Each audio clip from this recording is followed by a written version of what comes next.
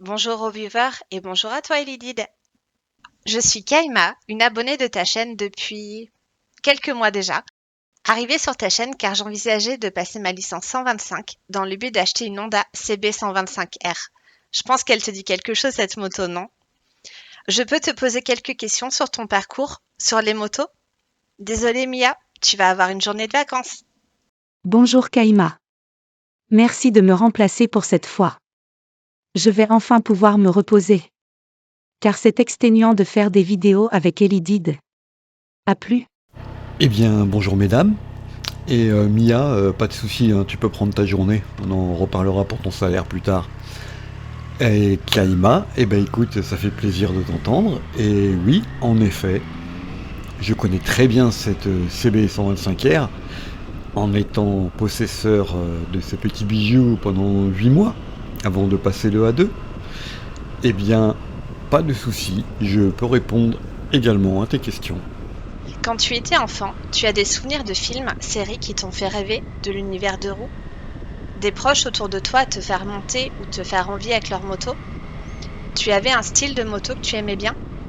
Quel était ton regard sur la moto à ce moment-là? Alors non, dans ma très très tendre enfance, je ne me souviens pas avoir une série, un film, quoi que ce soit qui m'ait marqué. Je n'avais pas non plus d'entourage motard, donc pour moi la moto est passée inaperçue, on va dire, jusqu'à l'adolescence. Quand tu étais adolescent, qu'est-ce qui t'a mis les pieds sur l'icale-pied? Tu as commencé quand? Quel a été ton premier deux roues? Tu te souviens de ce que tu as ressenti? Tu as accroché directement? À l'adolescence, en effet, c'est là que j'ai commencé à accrocher à la moto. C'est-à-dire que j'habitais sur la Côte d'Azur, plus ou moins entre la campagne et la plage, enfin à une dizaine de kilomètres de la plage, mais dans les collines. Du coup, moyen de transport à pied. Deuxième moyen de transport à 14 ans, acheter une mobilette. Je vous mets la photo de la mobilette en question, vous allez rigoler. Non, ne rigolez pas, à l'époque c'était de la balle. Non, c'était déjà une vieille mobilette, mais j'ai mis tout mon budget, tout ce que je pouvais, et j'en avais pas beaucoup de budget à l'époque. Et j'ai vraiment économisé pour m'acheter cette brelle que j'ai ensuite modifiée. Je lui ai rajouté une vraie fourche, un phare rond, enfin j'en ai fait, c'était ma beauté, je l'avais repeinte en noir et tout, un dragster presque. Presque. Et j'ai donc gardé cette petite machine pas mal de temps. Ensuite, j'ai eu une bleue. Les gens reconnaîtront, je crois que c'était AV88 Motobécane. Je suis passé sur un 103 SP. Là, j'habitais à Saint-Tropez à ce moment-là. Et voilà, j'étais un 103 SP customisé à fond, peinture noir et blanc, en dégradé, avec la fourche chromée, enfin la totale de l'époque, hein. Ce que j'ai ressenti, bah écoute, principalement de la liberté, parce que quand tu fais tout à pied et que d'un seul coup tu as une mobilette, moi j'ai quand même pu faire quelques tours en Solex avant, hein, on avait un vieux Solex aussi, et du vélo, mais bon, pas de grande distance, et là vraiment la liberté de pouvoir se déplacer à beaucoup plus grande distance, un peu comme on le souhaite, quel plaisir, mais aussi de la peur, hein, les premiers tours de roue dans la circulation vraiment, etc. Et bah, les premières chutes, hein, on en parlera plus tard. Quelle discipline as-tu testé? Pour les disciplines que j'ai pu tester, en fait justement l'endroit où j'habitais, dans les collines à l'époque, il y avait un terrain de cross qui était juste derrière chez moi, enfin peut-être à 2-3 km, en passant par les bois, un petit terrain, on avait un petit terrain de cross, on va dire débutant, et après on pouvait arriver au grand. Et donc bah, on était très très souvent dans les bois, donc en off-road, hein, quel que soit le véhicule avec lequel on se baladait. J'ai accessoirement roulé en Dax, j'ai fait du cross avec un Dax. J'avais aussi mon plus ou moins beau-frère qui avait un DTMX, mais qui l'avait modifié en version cross. Et donc voilà la photo du DTMX d'origine. Et la photo, je vous mets la photo de la version modifiée qui ressemblait plus ou moins à ça. Et donc ben, il m'emmenait dans les bois et j'allais m'amuser à faire du 125. Voilà, je devais avoir une quinzaine d'années. Et ben, c'était bien sympa, cela dit. Et c'est là que vraiment j'ai commencé à kiffer la moto. J'ai aussi plus tard eu l'occasion de faire du trial en club. Mon frère était inscrit dans ce club et du coup je le rejoignais pour prendre des petites leçons de trial sur un TY 125 et j'aimais beaucoup le trial. C'est une discipline qui vraiment me plaisait bien. C'est peut-être pour ça que le lent n'est pas trop un problème pour moi, c'est des vieux restes qui reviennent. D'ailleurs, pour l'anecdote, je me rappelle que mon moniteur m'avait engueulé à l'auto-école. Bon, bien sûr, d'abord, il faut le temps de reprendre la machine en main, la 500, etc. Voilà, c'est un peu lourd et compagnie. Donc, le temps d'apprendre en main, mais après quelques tours, le lent, c'était vraiment pas un problème. Et en fait, je me rappelle qu'il m'a engueulé, entre guillemets, parce qu'en fait, je m'arrêtais et je repartais. Vous savez, on s'arrête juste, on pose pas le pied, mais on s'arrête une demi-seconde, hop, on repart un tout petit peu, tout doucement, hop, on se rarrête. Et du coup, moi je le faisais comme ça. Et là, il m'engueule en me disant, non mais t'es pas en trial, t'as pas le droit de t'arrêter. Si tu t'arrêtes, t'es éliminé. Faut que tu roules. Ah, ok. Des chutes ou petites bêtises d'apprentissage? Au niveau chute, oui, pas mal. Notamment en off-road, en général, tu t'en prends toujours à un moment donné, hein. Mais notamment avec ce fameux DTMX, où je me rappelle d'un très très beau soleil, il voulait me faire prendre une belle côte bien droite, et la moto a volé et moi dans l'autre sens, quoi, hein. Donc voilà, ça c'était une belle chute, mais pas de blessure, la moto ça allait, elle a survécu. Et sinon, toutes les petites chutes ridicules, du genre je me coince les lacets dans le cale-pied, et pof, par terre, ce genre de petites choses, quoi. Sinon, accident, oui, 2 accidents.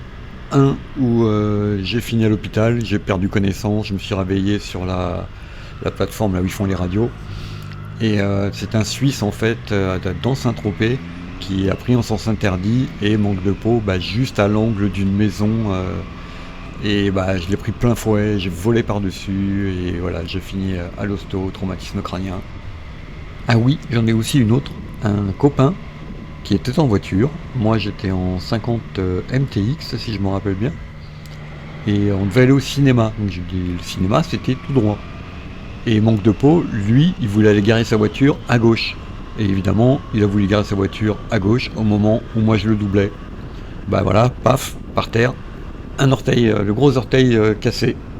Tu as eu plusieurs motos? Alors en moto, disons moto, il y avait le MTX donc 50 qui était à moi. Donc le Dax que j'ai eu à un moment, ma première moto à vitesse, 3 vitesses automatique entre guillemets, un peu comme le shifter d'aujourd'hui, et au pied. Et sinon j'ai beaucoup roulé quand j'étais à Saint-Tropez. Ma petite amie de l'époque avait, donc je vais avoir 16 ans par là, avait un DT80, un DTMX 80. Et donc là je roulais à l'époque sans permis, hein, mais voilà, je roulais beaucoup parce que j'allais tout le temps la chercher à son boulot, etc. Et donc voilà, je roulais en DTMX 80, j'ai roulé pas mal de temps en DTMX 80 comme ça. Mais sinon pas de vraie moto à l'époque, non. J'ai aussi un autre pote, là il roulait en 600, c'était un 600 phaser je crois, 650 je sais plus. Et donc lui pareil, des fois j'avais une voiture qui lui plaisait beaucoup à l'époque. Et donc souvent quand il venait me voir, il me disait vas-y tu prends la moto, je prends la voiture. Donc voilà, moi j'allais faire des petites balades avec sa moto, une dizaine de kilomètres hein, de mon boulot à chez moi. Mais voilà, des petites balades, c'était mes premières impressions sur un gros cube, voilà, entre guillemets. L'apprentissage a été facile? Oui, en ce qui me concerne, ça n'a pas été très compliqué, étant donné que je venais du vélo. Du vélo, je suis passé à la petite mobilette au Dax. Même si c'est des vitesses à pied, sans embrayage, ça a introduit vers le passage de vitesse. Ensuite, le 125 DTMX en off-road. Donc là, apprentissage du passage des vitesses, etc. Et donc ça a été très progressif. Donc pour moi, non, ça n'a pas été compliqué d'apprendre à gérer un deux roues et une moto non plus. Des conseils à partager à un ado qui débute?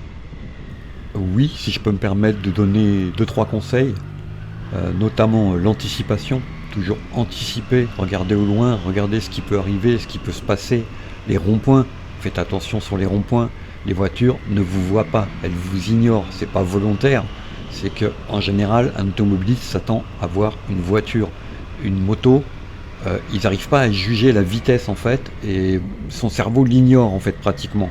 Donc du coup, sur un rond-point, moi je sais que tant que je vois pas que la personne m'a vu, qu'elle me regarde et qu'elle ralentit, je fais gaffe. Je m'apprête à tout. Voilà. Deuxième chose, les lacets. Planquez vos lacets dans vos chaussures. C'est le truc, ça m'est encore arrivé il y a pas longtemps, là j'ai mis mes chaussures de ville pour aller faire un petit tour tout petit, bah le lacet s'est coincé, bon il s'est décoincé tout de suite heureusement, mais ça c'est la gamelle assurée pour rien, donc planquez vos lacets. Et le quatrième, les distances de sécurité. Gardez une bonne distance avec le véhicule qui vous précède. Quelle que soit votre vitesse, la distance de votre mobilette par rapport à la voiture devant, c'est pas du tout assez.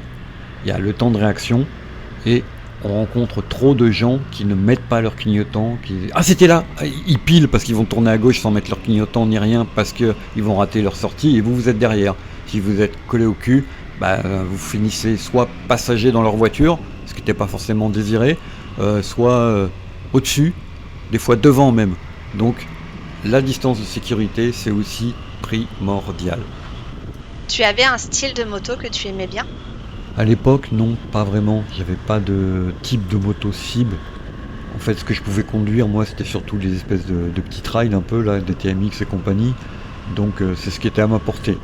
Après, le 600 Phaser, j'en ai gardé un très bon souvenir de mon copain. Ça, je sais que ça me plaisait bien.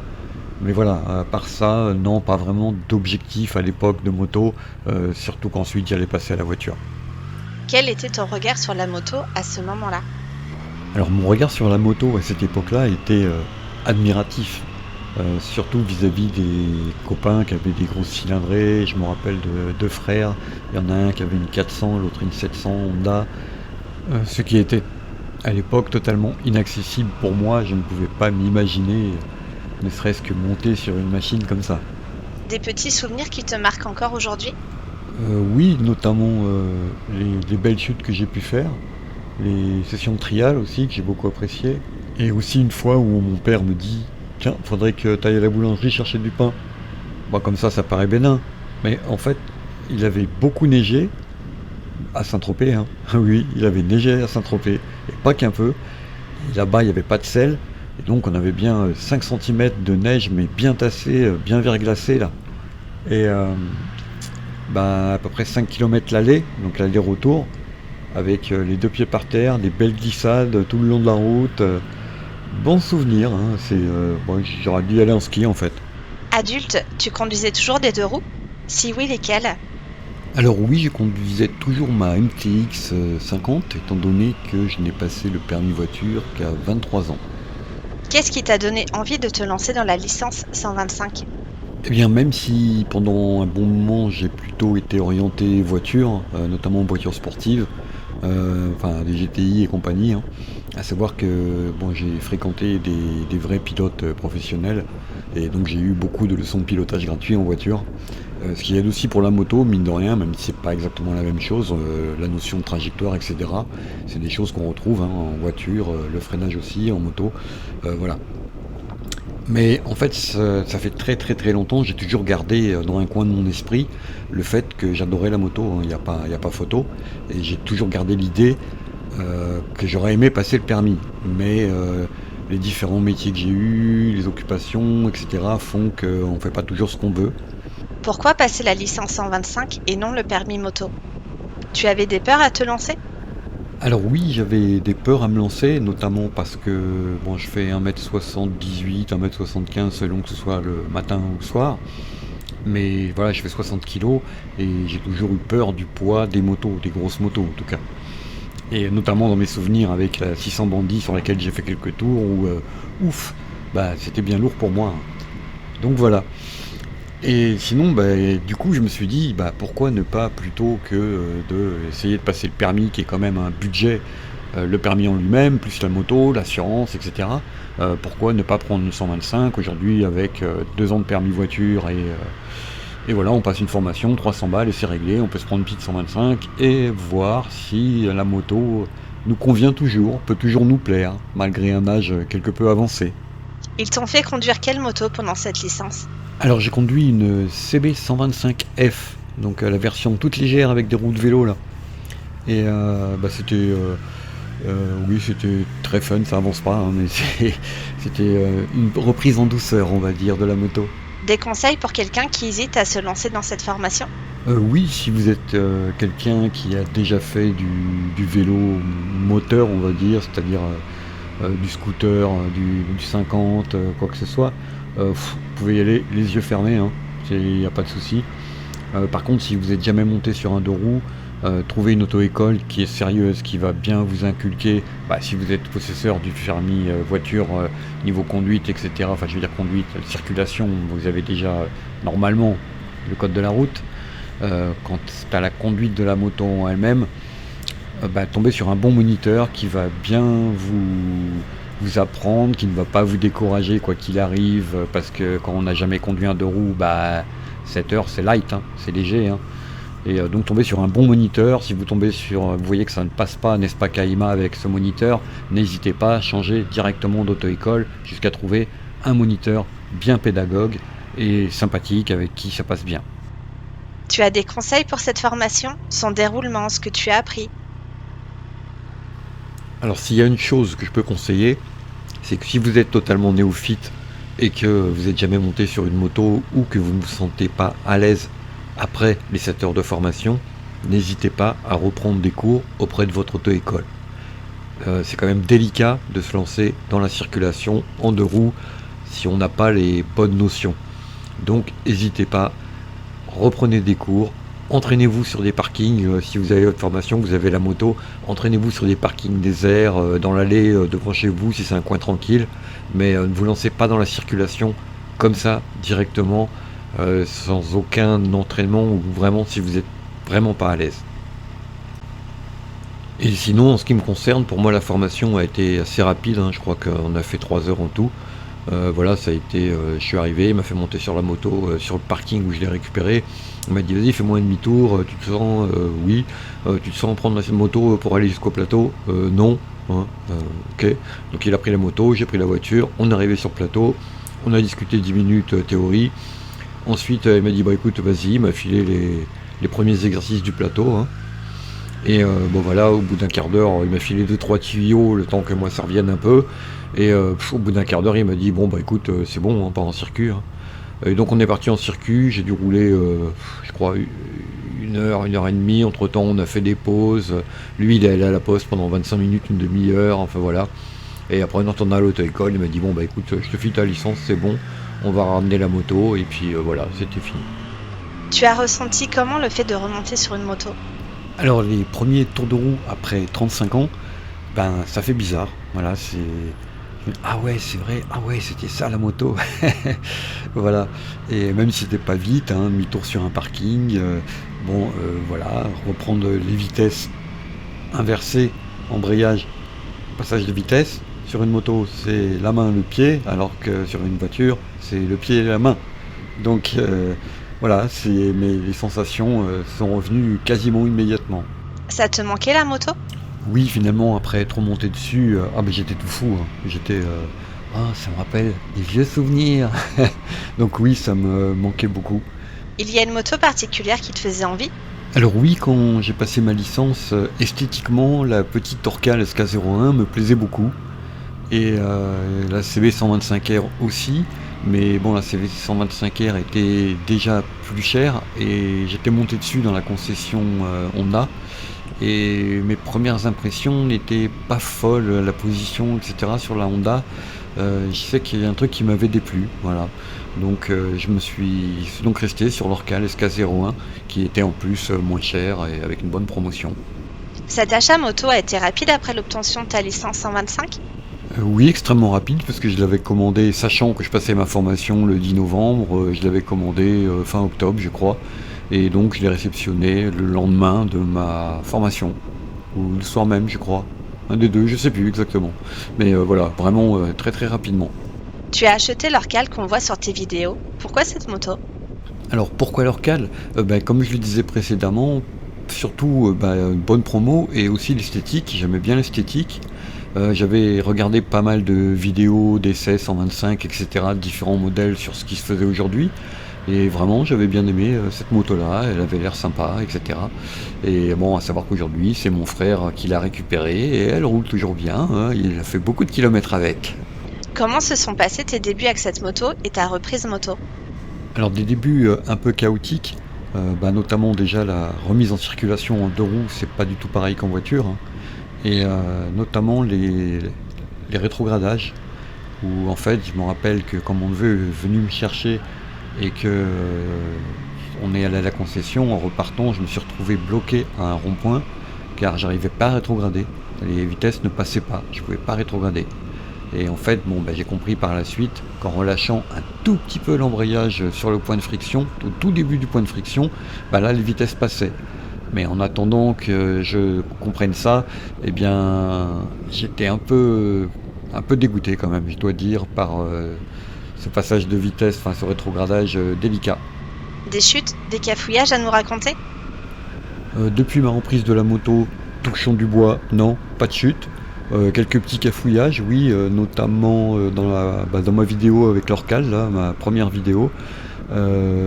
Oui, des petits cafouillages, il y en a eu quelques-uns, décalage, des vitesses ratées, les démarrages en côte complètement foirés, ce genre de trucs, oui, le temps de la reprise, quelques-uns. Et quelques petites frayeurs, genre une fois où j'ai fini dans une ornière, une fois où, quand il faisait bien froid, la petite glissade de l'arrière. Pourquoi avoir eu l'envie de partager ça sur Internet? Eh bien, au début, c'était uniquement pour partager avec mon frère et mon neveu. Et chemin faisant, je crois que tu fais partie de mes premiers abonnés. Et t'es arrivé, d'autres se sont joints, sont arrivés et aimons moi beaucoup partager mes expériences, prendre les commentaires des gens à qui je réponds tout le temps, dès que je peux. J'ai pas 15 000 abonnés, donc je peux répondre à tout le monde, il n'y a pas de souci. Et appréciant particulièrement le photoshopage et le montage vidéo. J'en ai fait mais il y a très longtemps. Du coup ça me remettait un peu la main dans le montage, etc. Et faire du partage, du relationnel, j'ai trouvé ça très sympa. Donc tant que le temps me le permettra, je continuerai à raconter les petites histoires de moto, tant qu'à faire. On voit la Honda CB125R sur tes vidéos. Pourquoi avoir changé de moto? Alors oui, en effet, la CB125R, donc la même que la tienne, mais d'un an plus vieille que la tienne. Pourquoi avoir changé l'Orcal pour cette moto? Simplement un coup de cœur. Donc je suis quelqu'un, au cas où vous ne l'auriez pas remarqué, qui adore le noir. Et mon frère m'appelle le corbeau. D'où pourquoi est-ce qu'il y a un corbeau sur l'intro de mes vidéos. Et en fait, je suis un jour passé chez Honda, et là j'ai flashé simplement dessus. Et entre-temps, j'ai vu pas mal de vidéos sur cette moto, comme quoi elle était très légère, etc., très maniable. Et moi n'étant pas très sûr de moi, l'Orcal pesant quand même 165 kg, j'avais le budget. Et mon frère, je sais que mon frère aimait aussi beaucoup la moto. Du coup, j'ai fait une promo à mon frère sur l'Orcal. Et moi, j'ai craqué sur cette petite Honda. Quels sont les points positifs pour toi de rouler en 125? Alors il y en a plusieurs. Le premier, c'est l'économie, c'est-à-dire qu'une 125 ça coûte pas cher. Moi je payais 14 balles d'assurance par mois. L'essence, ça consomme en gros du 2 litres, 2 litres 5 au 100. La légèreté, la maniabilité, l'accessibilité, facile avec une formation. Pas mal de petits points intéressants quand on veut reprendre la moto. Et maintenant l'inverse. Quels sont les points négatifs? Alors les points négatifs pour moi, principalement, il n'y en a qu'un. C'est le fait de ne pas pouvoir doubler rapidement. C'est-à-dire que vous êtes sur une route avec une voiture devant qui roule à 70, il vous faut une bonne distance pour vous dire c'est bon, je peux le doubler. Tu savais déjà que la licence 125 allait être un tremplin pour le passage du permis? Ou c'est le fait de conduire des 125 qui t'a donné envie de plus alors que tu n'y pensais pas en commençant? Alors au départ de ma formation 125, non. Mon but n'était pas de passer le A2, sinon je l'aurais passé directement. Je pensais que la 125 allait me satisfaire, ce qui était le cas. Le problème, c'est que j'ai au bout de quelques temps à rouler en 125, c'est là que je me suis rendu compte ce que je disais avant, c'est-à-dire que pour doubler, c'est compliqué. Et le fait d'avoir une forte capacité d'accélération peut vous permettre de vous sortir d'un danger qui n'est pas forcément évident en 125. Pourquoi vouloir passer le permis moto? Eh bien justement pour avoir un peu plus de capacité d'accélération. Et faut savoir que je n'ai pas de voiture, je ne roule qu'en moto. Même en 125, je ne roulais qu'en moto, j'ai vendu ma voiture. Et il me fallait deux choses. La première, c'était un peu plus de réponse niveau puissance. Et la deuxième, c'était une capacité de bagagerie. Et en effet, sur la Tiger, on voit bien que j'ai les valises Et donc je peux faire mes courses, je peux emmener des trucs. Bon, je peux pas emmener une armoire normande, hein, c'est sûr. Mais dans ce cas-là, j'appelle mon neveu au secours. Tiens, viens avec ta voiture, j'ai des trucs à transporter. Et sinon, voilà les principales motivations. Tu as eu des peurs à te lancer? Alors oui, des peurs, oui, en effet, notamment du fait que je suis un peu gaulé comme une frite McDo plutôt qu'une potatoes, hein. Et donc voilà, ce qui me fait peur, c'était le poids et notamment les examens. Je suis quelqu'un de très anxieux et du coup, voilà, l'idée d'avoir à passer un examen où il y a un gars qui va te juger sans même savoir ce que tu vaux réellement, qui vient pas sur le plateau pour voir ce que tu fais au plateau, mais qui va te mettre dans un état de stress avancé au moment de passer l'examen, je savais que ce serait compliqué pour moi. Comment il s'est déroulé ce permis? Alors pour savoir comment s'est déroulé mon permis à moi, le mien, avec tout le stress qui va avec, je vous invite à aller sur ma chaîne et regarder mes vidéos qui en parlent. Ce sera beaucoup plus simple que de vous remettre 40 minutes sur cette vidéo qui va déjà être un peu longue pour expliquer mon permis. Tu as des conseils pour quelqu'un qui hésite à passer son permis moto? Alors des conseils, oui, c'est de trouver la bonne auto-école et le bon moniteur, hein, j'y reviens toujours, hein. Mais voilà, d'être entouré, si vous pouvez, de gens qui font de la moto, qui pourront vous apporter des petits plus, des petits conseils. Écoutez toujours votre moniteur de toute façon, mais moi je sais que pour mon expérience personnelle, j'ai appris des choses même sur YouTube, en consultant des vidéos de motards YouTube. Alors attention, il y en a qui sont jamais montés sur une moto qui vont vous donner des conseils. Ne les écoutez pas, prenez les vrais motards, ceux qui ont de l'expérience, ceux qui vous montrent des vidéos où ils roulent vraiment à moto et pas comme des kékés, mais comme des vrais motards.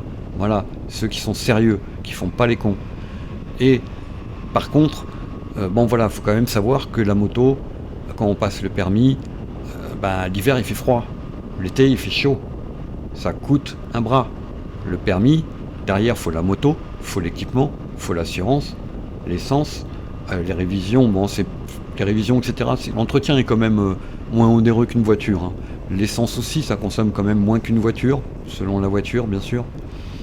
Mais par contre, si vraiment vous aimez ça, si vous pouvez commencer par la 125 avec une formation parce que vous n'êtes pas sûr, allez-y, passez votre formation, prenez une petite 125 d'occasion, là, vite fait, un truc pas cher, vous ne payez rien d'assurance, vous ne payez rien d'essence, faites-vous la main là-dessus et voyez par la suite.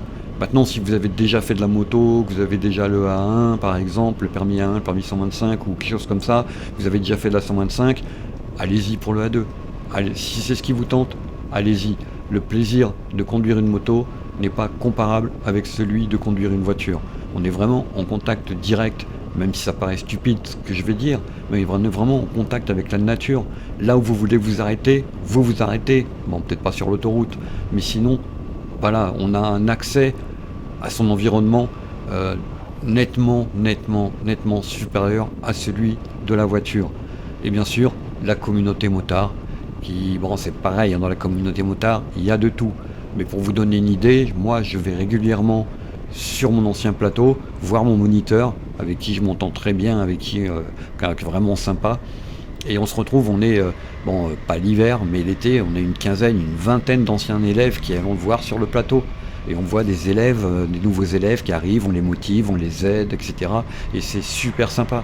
Alors on partage tous nos motos, ce qu'on a fait sur nos motos, les bricoles, etc. C'est vraiment super sympa. Évidemment, l'aide en cas de panne, le petit bonjour, le petit V du motard, voilà, chaque fois qu'on croise quelqu'un, c'est vraiment super agréable. Donc franchement, si vous aimez la moto, si vous avez fait de la 125, que ça vous plaît, je ne peux dire que allez-y. Est-ce que tu aurais des conseils pour quelqu'un qui passe sa licence 125 ou qui passe le permis, mais par contre où ça se passe super mal avec sa moto-école? Et oui, Kaïma, je sais que c'est ton expérience, c'est que pour ta formation 125, tu as eu un très mauvais contact avec ton premier moniteur, et je ne peux que répéter le conseil que j'ai déjà donné 2 fois, et que je t'ai donné à cette époque-là, change d'auto-école. C'est pas plus compliqué que ça. Ce que j'ai failli faire moi, mais bon, c'était plutôt sur une incompréhension, car en fait, comme je le disais, aujourd'hui je m'entends très bien avec mon moniteur, il n'y a pas de souci. Et voilà, mais si vraiment ça se passe mal et que vous sentez que le moniteur il vous dit oui, non mais abandonnez, de toute façon vous n'êtes pas fait pour la moto, personne n'est fait pour la moto, c'est pas naturel. Le cheval c'est pas naturel, on est censé être à pied et courir. Donc tout s'apprend. C'est une question de patience et que selon vos capacités, ça va prendre plus ou moins de temps. donc plus ou moins de leçons de conduite. Mais tout le monde peut y arriver. Donc, s'il y a un problème et que ça se passe mal, changez. Bouge de là, comme dirait un chanteur français rappeur des années 90. Tu as eu du mal à te décider sur ta future moto? Alors, plus ou moins. Disons qu'en fait, je savais déjà ce que je voulais. Bon, j'ai le dos qui est un peu fatigué, etc. Donc, je sais que la position penchée, même si je trouvais la CB650R super belle, la Daytona de Triomphe pareil, super belle, etc. Je savais que c'est pas la moto qu'il me fallait. Donc, il me fallait une moto sur laquelle je puisse monter de la bagagerie sans avoir à mettre tout un barda en métal à l'arrière de la moto, et avec une esthétique qui me convienne, avec un carénage. J'aime bien les motos carénées, d'où pourquoi j'aime bien quand même les looks sportives, hein, voilà, et assez hautes, j'aime bien les motos hautes. Donc mon choix s'est tout naturellement orienté vers un trail routier pour le permis A2.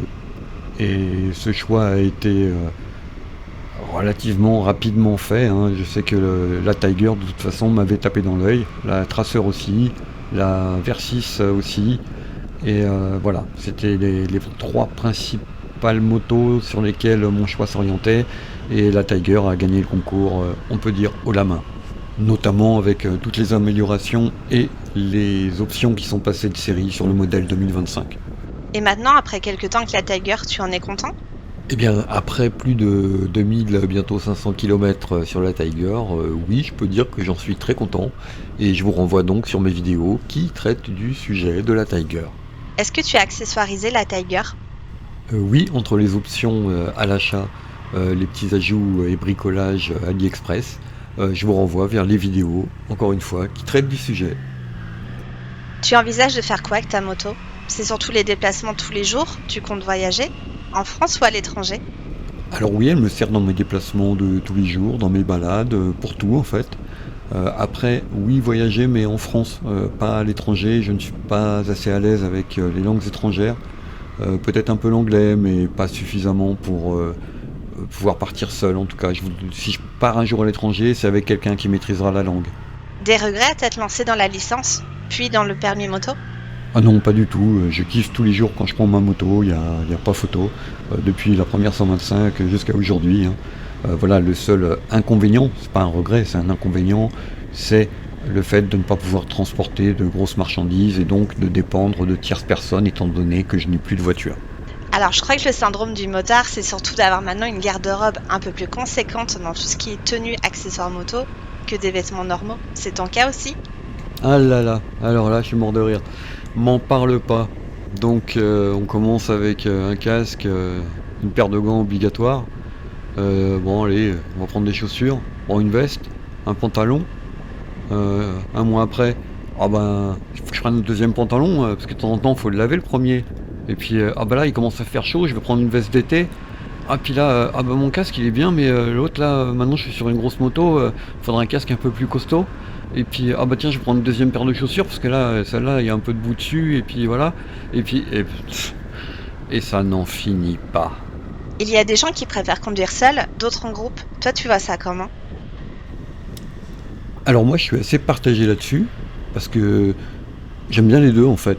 Bon, moi, en groupe, c'était maximum 3 jusqu'à présent, avec mon neveu et mon frère. Et bon, bah pas de souci, hein, on est en famille, donc tout va bien. Et mais j'aime bien aussi me balader seul. Là, j'ai fait 2 heures de balade aujourd'hui, tout seul, voilà, tranquille. Et par contre, bon, balade groupe, oui, mais énorme groupe, non. Ça va pas être mon truc. Et pareil, road trip en groupe avec des inconnus, non. Par contre, avec des gens connus, faut voir. Mais jamais des kékés. Toujours des gens raisonnables et responsables. Sinon, rien. Ton regard sur les chutes bêtes? Beaucoup de gens ont honte et se découragent. La moto, c'est pas fait pour moi, ou des phrases comme ça, on entend souvent. Je pense qu'il y a des gens qui ne sont pas faits pour la moto. Je veux dire, ma Minova par exemple, je la mettrais pas sur une moto. Et encore, pourquoi pas?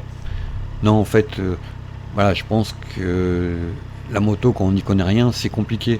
Mais tout vient avec l'expérience, et comme je le disais tout à l'heure, c'est qu'une question de temps. Voilà, si vous pouvez vous entraîner, il y en a à qui il faudra 100 heures pour arriver à bien maîtriser le sujet, et d'autres, il en faudra 5. Et c'est comme ça dépend. Mais dans l'absolu, je dis bien dans l'absolu, pour moi, tout le monde, jusqu'à un certain âge, est apte à apprendre la moto. Après, on peut avoir des prédispositions ou un antécédent qui fait que ça peut aider. Mais c'est possible.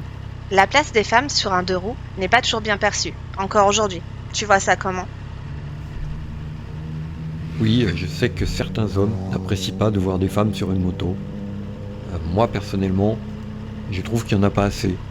Et honnêtement, comme je disais tout à l'heure, je vais souvent sur le plateau. Donc j'aide, il y a des filles, il y a des gars, voilà. Et elles sont loin d'être plus manchottes que les hommes, hein. Loin de là, hein. Elles se débrouillent carrément bien. Elles ont une meilleure écoute, généralement, que les hommes. Elles sont plus attentives. Elles vont mieux essayer d'appliquer ce qu'on va leur dire. Enfin, moi j'apprécie beaucoup. Et bon, notamment, j'apprécie plus la compagnie des femmes que les hommes en général. Il y a des hommes que j'aime bien et tout, il n'y a pas de souci. Mais en général, je préfère la compagnie des femmes et je me suis toujours super bien entendu avec mes collègues féminins, etc. J'ai toujours eu une super bonne entente, les copines de mes amis, etc. Je me suis toujours super bien entendu, quoi. Donc moi, ça me pose aucun problème, bien au contraire. Et voilà, je suis en plus, bon ça c'est un secret, vous le dites pas, hein, mais je suis particulièrement admiratif des filles petits gabarits qui se lancent sur le permis A2, parce que bon, une 500 c'est quand même 190-200 kilos avec tout le bardac qu'ils mettent dessus en ferraille pour les protéger, hein. Et moi je me rappelle notamment sur le plateau d'une petite qui devait faire 45 kilos tout mouillé, 1m60 maxi avec les talons, et qui a fait une chute, hein, simplement. Elle a fait une chute pratiquement à l'arrêt et elle s'est relevée direct. Elle a pris la moto, elle dit non, mais moi j'y retourne. Enfin, on l'a aidé à relever la moto, bien entendu. Et elle dit non, moi j'y retourne direct. Tu veux faire une pause? Non, non, c'est bon. Non, c'est bon, je repars. Et elle repart avec le sourire. Et ça, moi, ça m'a cloué sur place, hein. J'avoue, moi qui étais là, oui, oh, la moto, c'est lourd pour moi, etc. Ah bah là, elle m'a mis une gifle, la fille, hein. Je vous le dis. Donc non, aucun problème pour moi, au contraire, faire des balades avec des filles et tout ça, ce serait vraiment pas un problème. Je serais même plus rassuré de faire des balades avec des filles que de faire des balades avec des hommes. Ouais, je pense qu'elles auront moins le côté, oui, c'est moi qui vais plus vite, oui, c'est moi qui pisse le plus loin, que les hommes en général. Donc non, aucun problème pour moi. Tu aurais des conseils pour quelqu'un qui hésite à se lancer, à faire de la moto, ou bloqué par son entourage, qui va s'entendre dire c'est dangereux, des choses comme ça? Pour quelqu'un qui, par exemple, un petit jeune ou une petite jeune qui veut se lancer dans la moto et avec des parents pas chauds, moi je conseillerais de présenter la chose de manière prudente. C'est-à-dire, non, je veux pas un GSX-R 750. Non, c'est trop violent comme moto, voilà. Non, moi je préférais un petit CBF, voilà, petite moto tranquille avec de l'équipement, des protections, etc. Un gilet airbag. Voilà, présenter la chose comme ça, en mode responsable, raisonnable, prudent. Quelles sont les qualités, selon toi, pour faire de la moto? Alors je ne sais pas si on peut dire que c'est des qualités ni des compétences, mais je veux dire qu'il faut avoir une bonne capacité de concentration, d'attention, être attentif, avoir une bonne notion d'équilibre, forcément, quand même. Mais je crois que c'est à peu près tout, il n'y a pas besoin de grand-chose, hein. L'esprit motard, familial, tu le ressens régulièrement? Alors l'esprit motard, oui, on va dire. Bon, après moi je suis pas très entouré, hein, à part quand je vais sur le plateau voir les autres gars, j'ai pas de copains motards en dehors de mon frère et mon neveu. Et je ne fais pas de roulage en groupe avec des motards, donc pas spécialement. Par contre, oui, des fois je m'arrête sur le bord de la route et voilà, c'est déjà arrivé qu'il y en a qui s'arrêtent, enfin qui s'arrêtent pas, mais en passant, qui me demandaient si tout allait bien. Oui, j'ai su mes lunettes, tout va bien, voilà. À quand le Tour de France du monde de tes viewers? Alors non, je ne ferai pas le tour de tous mes followers, viewers. Je vais déjà en voir 2 ou 3, n'est-ce pas, Kaima? N'est-ce pas, monsieur Alex?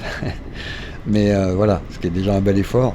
Et on verra par la suite, parce que je travaille aussi, hein, malheureusement. Et donc je dépends un peu des vacances, des finances et de tout ça. Donc je vais aller voir les plus anciens et les principaux dans un premier temps. On verra par la suite. Est-ce que tu as une moto de rêve? Bouge-toi les oreilles, tigresse. Alors pour l'instant non, je n'ai pas d'autre moto de rêve que ma tigresse, je ne veux pas la vexer. Et non, pour l'instant j'ai pas de moto de rêve. Après Oui, peut-être par la suite. J'aime bien les routières, hein. Moi, j'aime bien les routières, mais les routières, c'est pas très pratique en ville, c'est pas maniable, etc. Donc, en tout cas, pour l'utilité que j'en ai, moi, la Tigresse me va parfaitement. Voilà, elle est maniable, elle est capable de faire de la route. Bon, même si c'est pas au point d'une Goldwing, hein.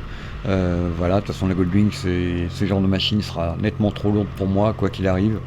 Donc, ne fait pas partie de mes rêves. Et les sportifs, c'est pareil, même si j'aime bien le look. Voilà, c'est pas possible pour moi. Donc pour l'instant, non, je reste sur ma Tigresse, elle me va bien.